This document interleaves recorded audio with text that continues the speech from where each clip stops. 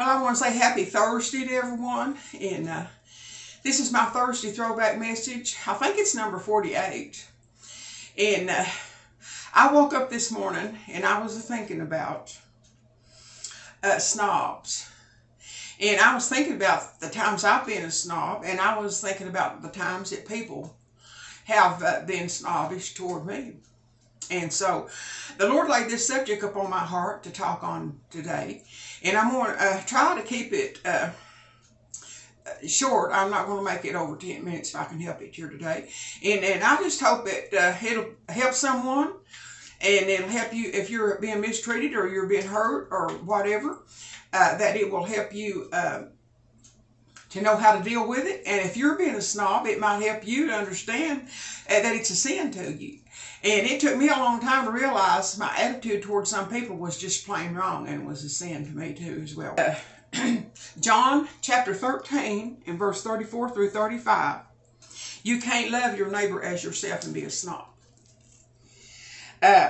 Verse 34 says, a new commandment I give unto you, that you love one another as I have loved you, that you also love one another. By this shall all men know that you are my disciples, if you have love one for another.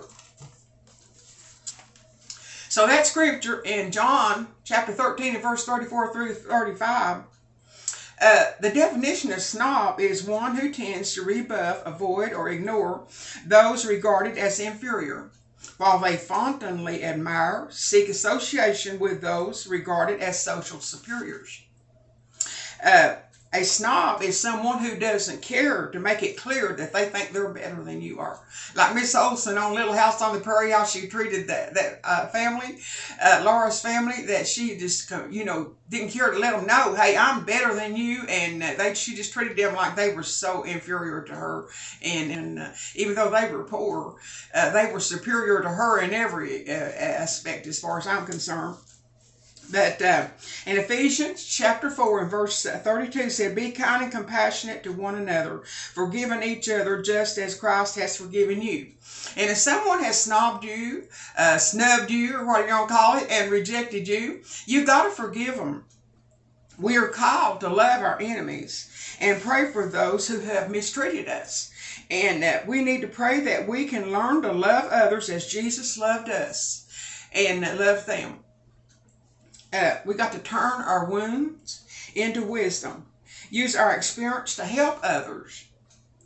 Share your story here if you have the incident where you have been a snob or been snubbed and hurt and wounded. Compare your story today to this one. Share it in the comments. Tell me what you think. And if you enjoy my channel, would you please consider subscribing and hitting the like on this video.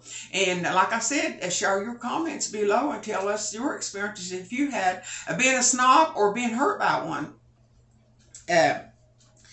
If you've been through rejection and everything, sometimes it helps you to share.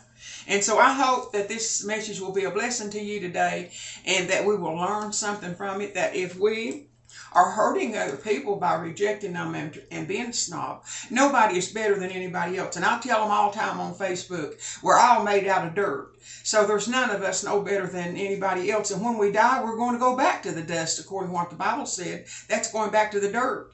So while we're here on earth, if we can help someone else by treating them with respect, and somebody maybe that is inferior, poor, or they have nothing, and they think themselves to be nothing. But you know what? With a few words of kindness, a smile, or just a word or two, that we can encourage people, we can make them feel better about themselves, and we can help them even to do better.